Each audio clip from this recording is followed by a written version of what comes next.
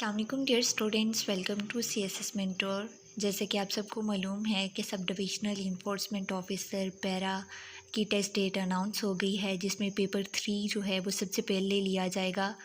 और पेपर 3 में लाज इंक्लूड होंगे, पैरा के लाज और कॉन्स्टिट्यूशन ऑफ पाकिस्तान।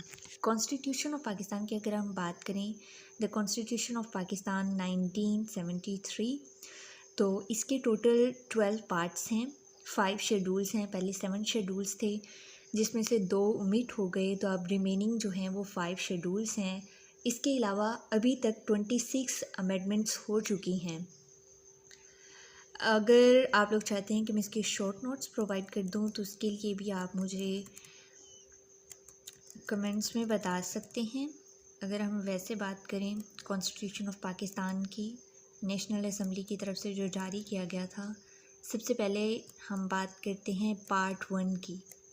इसके टोटल 12 पार्ट्स हैं, तो अगर जिनका बैकग्राउंड लॉज में नहीं है, लॉ से रिलेटेड किसी का बैकग्राउंड नहीं है, आप में से कुछ स्टूडेंट साइंसेस वगैरह के हैं, तो आप लोग ये कर सकते हैं कि इसके 12 पार्ट्स को 6 दिन रह गए हैं ना, तो इन 6 दिनों में 12 पार्ट्स 2 पार्ट्स करके आप कंप्लीट कर सकते हैं।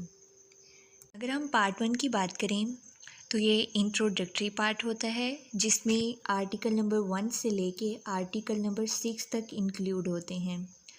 1 to 6 आर्टिकल इंक्लूड होते हैं। आर्टिकल नंबर 1 क्या कहता है? The Republic and it's territories. ये हमें पाकिस्तान की टेरिटरीज़ के बारे में बताता है।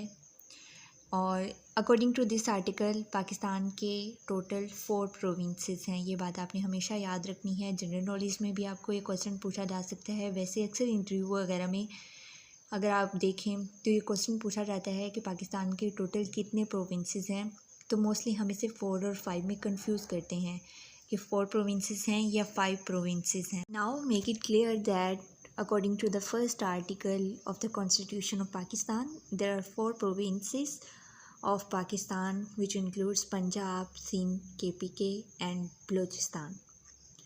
To the second article of the Constitution of Pakistan, Islam to be the state religion, यानी स्टेट का रिलीजन जो होगा वो इस्लाम होगा। इसमें एक अमेंडमेंट आई थी 2A अमेंडमेंट के नाम से, जिसे हम जानते हैं। 1956 और 1962 के कॉन्स्टिट्यूशन में ऑब्जेक्टिव रेजोल्यूशन को प्रेम्बल की हैसियत हासिल थी। प्रेम्बल का मतलब क्या होता है कि अगर हम ऑब्जेक्टिव रेजोल्यूशन की ख़िलाफ़ वर्जी कर रहे हैं, तो इसका मतलब ये नहीं है कि हम कॉन्स्टिट्यूशन ऑफ पाकिस्तान की भी ख़िलाफ़ वर्जी कर रहे हैं। जबकि 1973 में इस ऑब्जेक्टिव रेजोल्यूशन को